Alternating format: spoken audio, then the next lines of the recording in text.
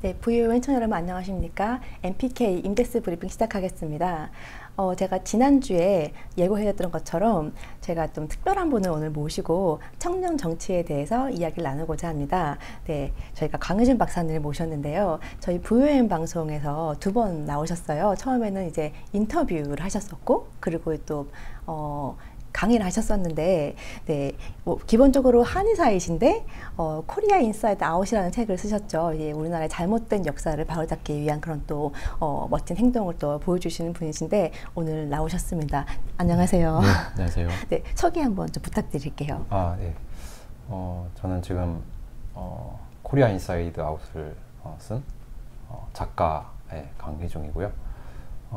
그리고 한의사로 일을 하다가 대한민국의 이런 여러 가지 정치적 그리고 사회적 이런 혼란 상황을 보면서 어떻게 이것을 고쳐나갈 수 있을까라고 생각하다가 제 나름대로 이제 진단은 역사를 바로 잡아야 된다.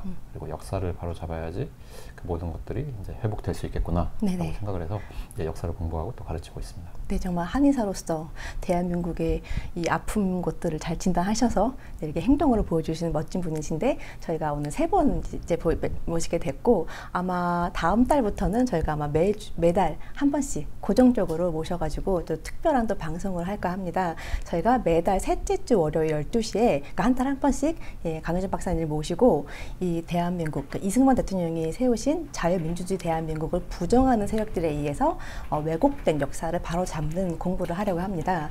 네, 특히 이거는 저희가 학교에서 잘못 배운 젊은 사람들이 많이 봤으면 좋겠고 그래서 젊은 사람들이 우리가 속았구나 우리가 정말 잘못 배웠구나를 좀 깨닫는 그런 계기가 됐으면 좋겠고 특히 저는 좀 정치를 꿈꾸는 사람들을 꼭 봤으면 좋겠어요. 왜냐하면 사실 올바른 역사의식이란 게 그런 정치가들의 가장 기본 중에 기본 덕목이라고 보거든요. 특히 이제 우리는 이제 통일대 한반도를 준비해야 될 때인데 통일대 한반도에서 정치를 하게 될 사람들이 잘못된 역사인지를 갖게 되면 이거야말로 얼마나 큰 또 혼란의 시기를 겪게 될지 이제 그게 좀 또 두렵기도 하고 그래서 저는 이 방송이 굉장히 중요할 거라고 생각합니다. 앞으로 잘 부탁드리겠습니다. 네, 제가 오늘 청년 정치에 대해서 논하려고 박사님을 모셨는데 제가 박사님을 모신 이유가 우선 젊으시고요. 저보다 젊으세요. 네. 그리고 지난번 총선 때 전라도 광주에서 기독자유통일당으로 출마를 하셨던 엄청나게 용기 있으신 분이시고 무엇보다 올바른 역사인식을 가지신 분이기 때문에 제가 강 박사님 같은 이런 용기와 역사인식을 가지신 분들이 앞으로 대한민국 정치에 많이 등장했으면 좋겠다라는 생각으로 오늘 이렇게 모시게 되었습니다. 네. 자, 오늘 썸네일 청년 정치라는 허상 인데요. 일단 정치란 무엇일까? 제가 프랑스에서 공부를 했어요. 고등학교부터 다 프랑스에서 공부를 해서 프랑스는 이 어원, 특히 이제 사전적 의미를 되게 공부를 많이 하거든요. 네, 그래서 제가 정치란 무엇일까라는 거를 보고 사전을 찾아봤어요. 사전에 어떤 말이 나오냐면 나라를 다스리는 일, 국가의 권력을 획득하고 유지하며 행사하는 활동으로 국민들이 인간다운 삶을 영위하게 하고 상호 간의 이해를 조정하며 사회 질서를 바로잡는 따위의 역할을 한다. 네, 그러니까 이게 어원을 찾아보니까 그리스어로 도시를 뜻하는 폴리에서 이제 폴리티케에서 유래된 건데 한마디로 시민의 공적 행복을 진작시키는 것을 목표로 하는 실천적 학문이다. 네, 뭐 어쨌든 사전적 정의로 봤을 때는 국민들의 삶에 직결되는 문제를 이제 해결하고 보는 것들이 이제 정치라는 건데. 네. 박사님 정치에 대해서 어떻게 생각하세요? 정치가 무엇인지? 저도 좀 사전적인 의미를 그러면 말씀을 드리자면 이제 한자로 저렇게 정사정, 다스릴지 이렇게 되어 있는데요. 저기 이제 정사정 같은 경우는 이제 바를 정자에다가 칠복자라는 거예요. 그래서 바르게 잡는다라는 의미. 그리고 저 고칠 치자, 뭐 우리가 치유, 치료 뭐 이렇게 할 때도 쓰는 건데요. 저게 이제 다스린다라는 의미도 있지만. 옛날 이제 농경사회에서는 이제 물을 댄다든지 그런 게 굉장히 중요했기 때문에 고치다라는 의미나 뭐 다스리다 이런 의미가 있는 것 같아요. 고치다라는 의미가 있다는 게 되게 신선하네요. 네. 그러니까 뭔가 잘못되어 있거나 공정하지 않고 이런 잘못된 어떤 일들이 있다고 한다면 그걸 바로잡는 역할이라고도 이제 볼 수가 있는 거죠. 네. 사전에 그걸 넣어야 될 것 같아요. 치유하는 의미가 있다는 것도 너무 좋을 것 같아요. 네. 그럼 이번엔 청년이란 무엇인가? 저는 이제 청년의 특징이 그러니까 실패할 수 있는 권리가 있는, 네. 저는 실패할 수 있는 권리가 청년이 가진 뭐랄까 특권이라고 보는데, 이게 유일한 특권이라고 보는데, 이게 실패가 경험이 되어서 미래의 가정이나 사회에 이렇게 책임질 수 있는 능력을 쌓아가는 기간이 저는 청년이라고 생각을 해요. 네. 네, 강 박사님 어떻게 보시나요? 예, 청년이라는 시기 자체가 뭐 청소년부터 뭐 20대 혹은 뭐 30대 이렇게 그 생리학적으로 뭐 육체적으로 이렇게 정의를 할 수도 있겠지만, 청년이라는 거는 계속해서 어떤 성장을 하려고 하고, 그리고 내가 아는 게 다가 아니다. 나는 더 배울 게 있는 것이고, 뭐 결국 사람이 함께 살아가는 것이기 때문에 그런 어떤 생각들을 조율해 나가면서 소통하고, 이러한 정신을 가지고 있다고 한다면, 뭐 나이가 많이 든 사람이라고 한다고 해도 예, 청년이라고 볼 수가 있을 것 같습니다. 네네. 네. 저는 그래서 청년 정치라는 처음에 말 들었을 때 한 기분이 나쁘더라고요. 네. 왜냐면 제가 생각하는 청년하고 정치 단어를 조합을 했을 때 네. 뭔가 국민의 삶에 직결되는 문제인데 이것을 청년들이 경험을 쌓기 위한 어떤 수단으로 이용된다라는 이런 약간 전 느낌이 들어서 네. 굉장히 기분이 나빴어요. 예. 예, 그래서 사실 정치로 경험을 쌓는 것이 아니라 네. 저는 그 삶에서의 삶으로. 경험이 네. 정치에서 발휘되어야 된다 생각을 하는데, 그래서 국민들의 평범한 삶을 살아보고, 네. 그러니까 결혼도 해보고 아이도 키워보고 네. 또 뭐 직장 생활도 해보고 돈도 벌어보고 이렇게 경험을 많이 쌓은 사람들이 정치를 해야 한다고 생각을 해요. 네. 근데 지금 나오는 청년 정치라고 나오는 사람들은 전부 다 어떠한 경험이 있는지 모르겠어요. 네. 네. 그래서 강 박사님은 이게 청년 정치에 대해서 어떻게 보세요? 지금 말씀하신 대로 이제 그걸 수단으로 삼고 어떤 뭐 엘리트 코스를 밟았다든지 사회 경험이 없지만 이렇게 나와서 한다라는 거에 대해서, 그게 전부 다 부정적인 건 아니지만 좀 잘못, 인간은 어쨌든 한계를 가지고 있는 존재이기 때문에 잘못 사용될 수 있다라는 거죠. 네네. 그래서 이 청년 정치라는 이 용어 자체도 다분히 어떤 목적을 가지고 만들어졌다고 생각이 듭니다. 네네. 일례로 뉴라이트라는 이제 표현이 한 2005년 전후로 해서 이렇게 나왔고, 그때가 노무현 정부 시절이에요. 네, 그렇습니다. 그래서 그 이후에 이런 뉴라이트 계열들이 결국 뭐 어떤 순기능적인 것도 있어요. 뭐 식민지 근대화 사관이랄지, 아니면 뭐 시장 경제에 대한 어떤 존중이랄지, 이런 것들을 내세우면서 다분히 이제 좀 어떤 보수적인 가치를 지켜내고자 했던 좋은 면도 있지만, 결과적으로 봤을 때 기존에 있던 정치권들을 이제 올드라이트가 되겠죠. 올드라이트는 뭐 수구 꼴통이다 라는 어떤 프레임이 자연스럽게 만들어짐으로써 보수의 어떤 치명적인 어떤 타격을 주게 됐고, 뉴라이트라는 사람들이 이제 이명박 정권에 이제 많이 들어가게 됐죠.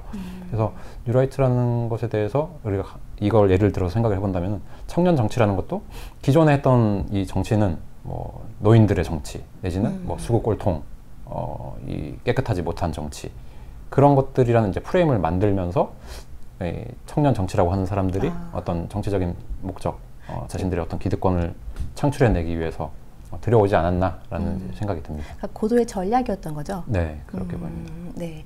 도대체 우리나라는 언제부터 이 청년 정치라는 말을 쓰게 되었는지 모르겠어요. 왜 쓰게 되었는지 모르겠는데, 네. 오늘 지금 말씀하셔서 들어보니까 아마 그때부터, 뉴라이트 때부터 아마 이런 말을 쓰게 된 것 같아요. 저는 이제 지난번에 서울시장 보궐선거 때 네. 이준석이 당시 이제 오세훈 후보를 지지하면서 이렇게 청년층을 끌어와서 흥행을 거두었다고 네. 보면 이러면서 이게 예. 이준석 효과다 이야기를 하던데 네. 이게 어떻게 생각하세요? 저는 뭐 오세훈 시장이 이제 국민의힘 후보로 나와서 뭐 당선이 되긴 했지만, 뭐 그의 어떤 배경을 보게 되면 이제 민변 출신이고, 지금 그가 하는 행보를 보면 박원순이 했던 저질렀던 여러 가지 일들을 깨끗하게 청산하지 못하고 있어요. 네, 그런 걸 보면은 그렇죠. 과연 이 사람이 그런 어떤 보수의 가치를 가진 사람인가라는 이제 의문을 품지 않을 수 없고요. 네네. 그 당시 너무 더불어민주당의 이런 내로남불이랄지 그렇죠. 잘못된 것들이 많이 있었기 때문에 굳이 누가 뭐 이런 뭐 선대위원장이었나요? 이런 역할을 맡지 않았다고 하더라도요.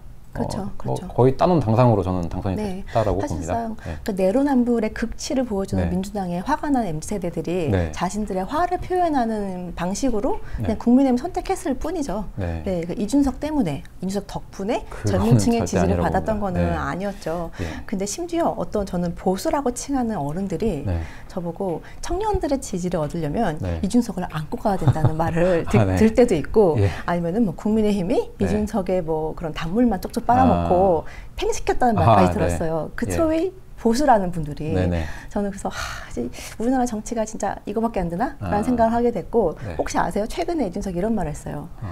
본인이 다음번 대선에는 출마 안 하겠다. 처음 들었는데 지금. 어떻게 생각하세요? 그런 이야기가 뭐 언론에서 이렇게 뭐 나오고 이렇게 회자되고 있다라는 것 자체가 굉장히 안타깝고요. 그렇죠. 예, 그렇죠. 솔직히 이건 뭐 네. 뉴스거리라고 볼 수가 없는데 그렇죠. 이런 네. 걸 가지고 뭐 네. 이야기를 한다는 것 자체가 굉장히 대한민국 정치가 네. 갈 길이 멀구나. 네, 좀 되게 부끄러워요. 느껴집니다. 네. 네, 제 부끄러움을 좀 왜 부끄러움은 저희의 몫인지 모르겠어요. 네. 네. 최근에 뭐 또 국민의힘 전당대회에서 당 대표로 출마했던 천하람 같은 이런 철없는 정치 꿈나무들을 저희가 언제까지 봐야 되나 이런 생각을 하게 되는데 저는 네. 그렇게 봐요. 이들의 존재는 네. 대한민국 정치의 수준을 딱 이 정도이다라고 보여주는 지표인 것 같아요. 그러니까 네. 청년 정치라는 말 자체가 대한민국 정치가 아직은 삼류다. 저는 그렇게 보게 되는데 네. 왜냐하면 사실 국민의힘 자체가 보수당이 아니잖아요. 네. 뭐 우리나라의 보수, 진보, 우파, 좌파 이런 이념이 확실한 정당은 뭐 하나도 없다고 봐야 되고 그렇지 않나요? 예. 예, 강 박사님 어떻게 생각하세요? 우리나라 이 제대로 된 정당이 있을까요? 이 사상을 가진 정당이 있을까요?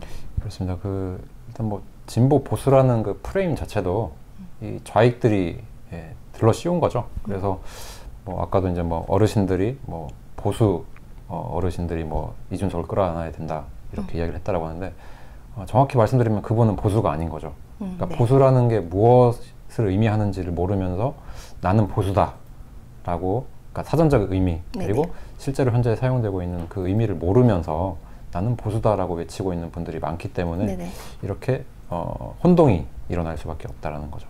네, 제가 프랑스에서 공부를 했다고 말씀드렸잖아요. 네. 프랑스는 진짜 철학을 많이 공부하는 곳이고 그 사상에 대한 공부를 되게 많이 시키는데 이 대한민국에 이 사상 공부가 너무 안 되어 있고 네. 그리고 특히 정치에서는 이런 진보, 보수, 뭐 네. 우파, 좌파의 그런 개념 자체가 너무 혼성이 되어 있어서 여기에 대한 이런 정의가 먼저 잡히는 게 네. 우선인 것 같아요. 맞습니다. 이게 잡혀야 제대로 된 정당이 나오고 제대로 된 네. 정치가가 나오지 않을까 저는 이제 예. 항상 그런 생각을 좀 하게 되는 것 같아요. 그래서 예.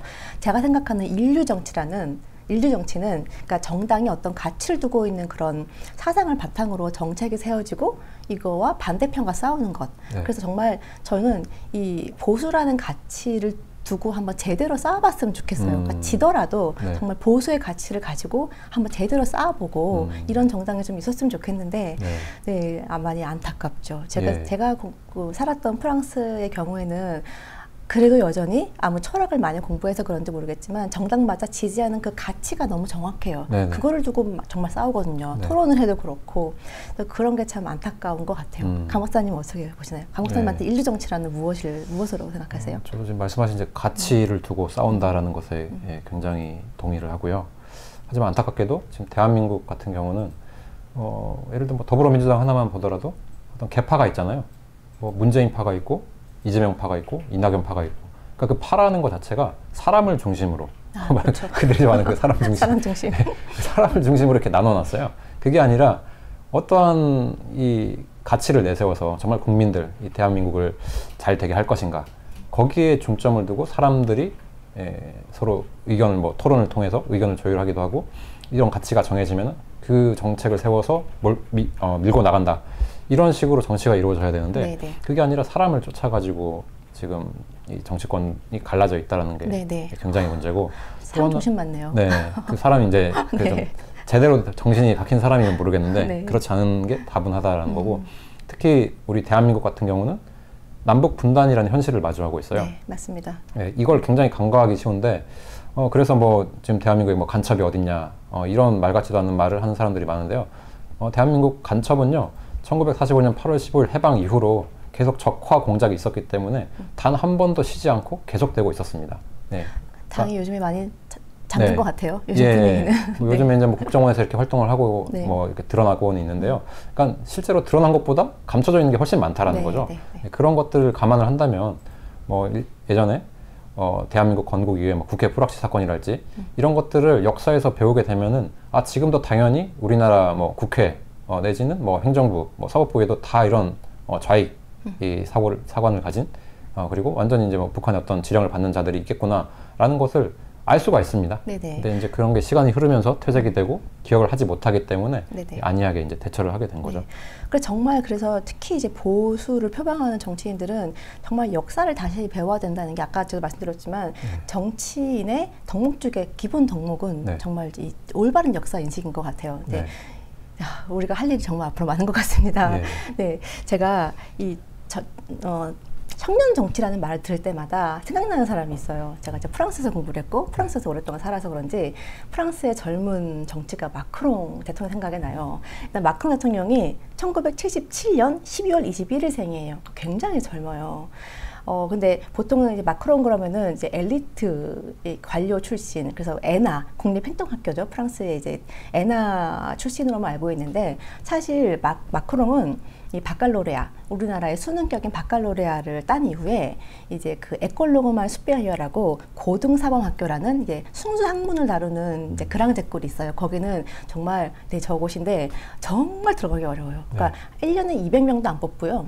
그리고 거의 천재들만 들어간다고 하는데 아마 합격률이 1.5%고 그리고 그 재수가 허용이 안 돼요. 네. 그래서 그리고 거기 수학과랑 과학과는 거의 천재들만 들어간 저 학교가 있는데 거기 2번 떨어져요. 그러니까 재수가 허용 안 되니까 아마 다른 과를 지원했겠죠. 그래서 거기 2번 떨어지고 나서 파리 10대학 낭테르 국립대학에 이제 일반 학교죠. 일반 학교에 들어가서 거기서 철학을 공부해요. 그러니까 철학과로 아마 그 학사를 했을 거예요. 학사를 하고 그 다음에 이제 에나에 들어가거든요. 그러니까 사람들이 마크롱이 이 행정학교 나왔다는 것만 알지 이 철학으로 학사를 받았다는 걸 잘 모르시는 것 같아요. 그래서 굉장히 철학 공부를 많이 했던 사람이고, 그런데 이제 34살일 때, 그러니까 2012년 34살일 때 이제 프랑스 올랑드 대통령실의 부실장에 임명이 되는데, 이제 프랑스 올랑드 대통령은 사회당 좌파의 대통령이었어요. 네, 근데 그때 이제 34살 때 부실장 임명이 되는데 저 때가 아마 임명됐을 때 사진인데 굉장히 젊죠. 네. 근데 당시 이제 올랑드 대통령이 대선 공약 중에 하나가 상위 1% 고소득자들에게 75%의 고세율을 부과하겠다고, 한마디로 부유세를 부과하겠다는 게 당시 올랑드 대통령의 정책이었거든요. 그런데 자기를 뽑아둔 대통령의 그 공약을 마크롱 당시 이제 그 부실장이 철회시켜버려요. 튀어봤다. 네, 철회시켜버리고, 특히 이제 고용을 늘리는 기업들에게 당시 400억 유로, 그러니까 55조 세금을 감면해주는 업적을 이루었어요. 그러니까 이거는 정말 사회당 좌파 정부에서 있을 수 없는 일인데 이런 일을 해낸 게 당시 마크롱 그 부실장이죠. 네. 그가 젊었기 때문에 저는 가능하다고 봐요. 네. 그리고 이제 2014년에 36살이죠. 그때 이제 경제산업디지털부 장관에 취임을 해요. 이제 경제부 장관인데 그 앞에 디지털이 좀 들어가긴 했어요. 근데 취임해서 2년 동안 재직을 이제 하면서 자신의 그런 친기업 그 성향을 많이 드러내는데, 그래서 사회당 정부 내에서 우파 정책들을 막 이끌어내요. 사실 굉장히 힘든 일이었겠죠. 그래서 제가 2015년에 당시 이제 경제부 장관 자격으로 한국에 왔을 때 제가 가까이서 수행을 했었거든요. 그래서 제가 가까이서 본 적이 있었어요. 그때 제 기억에 이제 대상 관저에서 이제 기업들과 이제 만찬을 하는데 한 50분 동안 이렇게 본인의 이런 여러 가지 얘기를 하면서 친기업적인 정책, 친기업적인 그런 성향에 대한 이야기를 하는데 저는 굉장히 좀 놀라고 감동을 받았었거든요. 네.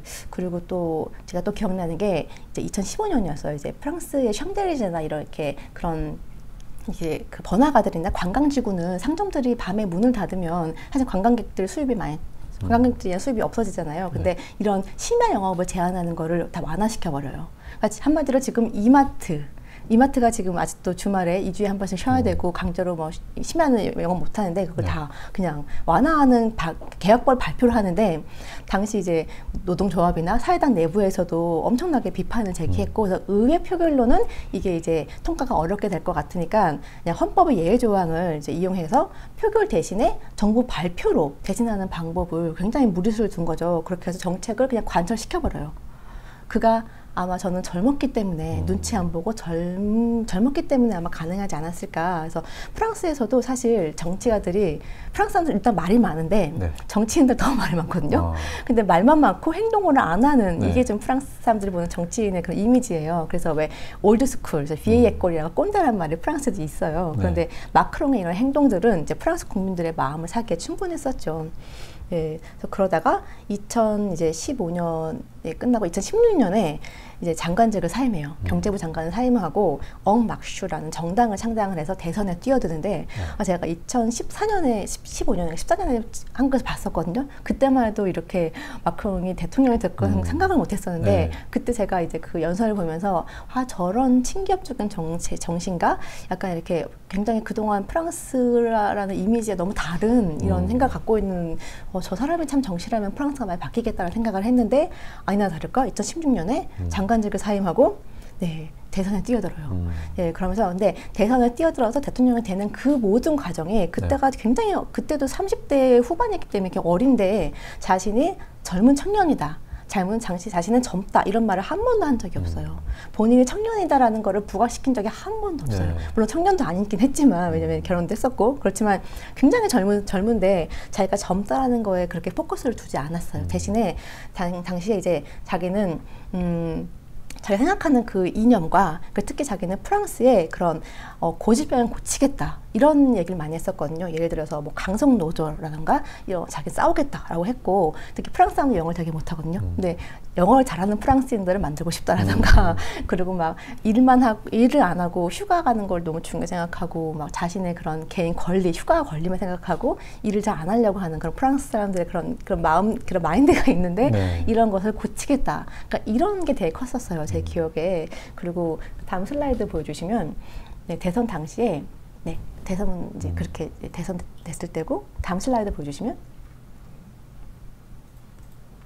네, 여기 보면 마크롱의 당시에 나는 우파도 아니고 좌파도 아니다. 라고 얘기를 했었어요. 그래서 그때 자기가 뭐 중도 표심을 잡기 위해서 이렇게 말했다고 하지만 사실은 그 대선 공약을 보면 법인세 인하, 뭐 공공부문 일자리 12만 명 감축, 재정 지출 축소, 한마디로 이제 정부를 작게 하고 그다음에 친기업적인 공약을 되게 많이 세웠었어요. 그래서 저 사진이 뭐냐면 저 그림이 뭐냐면 불어로 need gush, need the what. 그러니까 need gush는 좌파도 아니고 need the what 우파도 아니다. mais 그러나 쇼트 파드 고슈 절대 특히 좌파는 아니다. 그러니까 그 당시 마크롱이 이렇게 나는 우파도 아니고 좌파도 아니야라고 했지만 저런 이제 그 대선 공약을 보면 전부 다 이제 이런 친기업적이고 약간 우파적인 그런 네. 공약이 많다 보니까 저런 그 이미지가 이렇게 많이 당시에 돌아다녔거든요. 그래서 저 그게 좀 기억이 나요. 그래서 네. 당시에 프랑스는 정말 젊기 때문에 마크롱을 뽑은 게 아니라 저런 프랑스를 고치고자 했던 네. 그런 뭐랄까 노력 그다음에 그런 정신들의 아마 그렇게 행동하는 그런 모습을 보고 마크롱을 이제 대통령 뽑았던 거지 마크롱이 젊기 때문에 뽑았던 건 절대 네. 아니거든요. 네, 그래서 저는 마크롱은 39의 대통령이 되는데 한 번도 청년이라는 말을 써본 적이 없어요. 네. 그렇죠. 그런데 그가 했던 행동들을 보면 아마 젊었기 때문에 가능하지 않았을까 저는 그런 생각을 하면서 사실 보니까 이준석이 85년생이고 천하람이 86년생이에요. 그러니까 만 30, 37. 그러니까 네. 마크롱이 대통령이 됐을 때랑 그렇게 차이가 나지 않거든요. 네. 그래서 되게 많이 좀 비교가 되더라고요. 그때 가서 생각이 나서 제가 말씀을 드렸습니다. 예. 네, 그래서 아까 저희가 네. 청년의 특권이 사실 실패를 통해서 성장할 수 있고 또 이런저런 눈치 안 보고 소신껏 행동할 수 있다는 것이라면 그러니까 네. 정치를 꿈꾸는 젊은 사람들은 마크롱처럼 대한민국의 그런 고질병을 고치기 위해서 기득권 눈치 안 보고 과감히 행동해야 된다 네. 생각을 하고 그래서 이제 보수를 표방하는 젊은 정치인이라면 무엇보다 이제 아까 말씀하셨지만 아직 해방되지 못한 북한 문제 그래서 그리고 진정한 건국의 완성을 위해서 잘못된 역사 인식을 바로잡는데 목소리를 내야 된다. 좀 그렇게 생각을 합니다. 그래서 예. 강 박사님 같은 분이 사실은 저는 마크롱과 같이 이런 정치를 해주셨으면 좋겠는데 혹시 정치의 뜻은 있으신가요? 좀 돌발적인데요.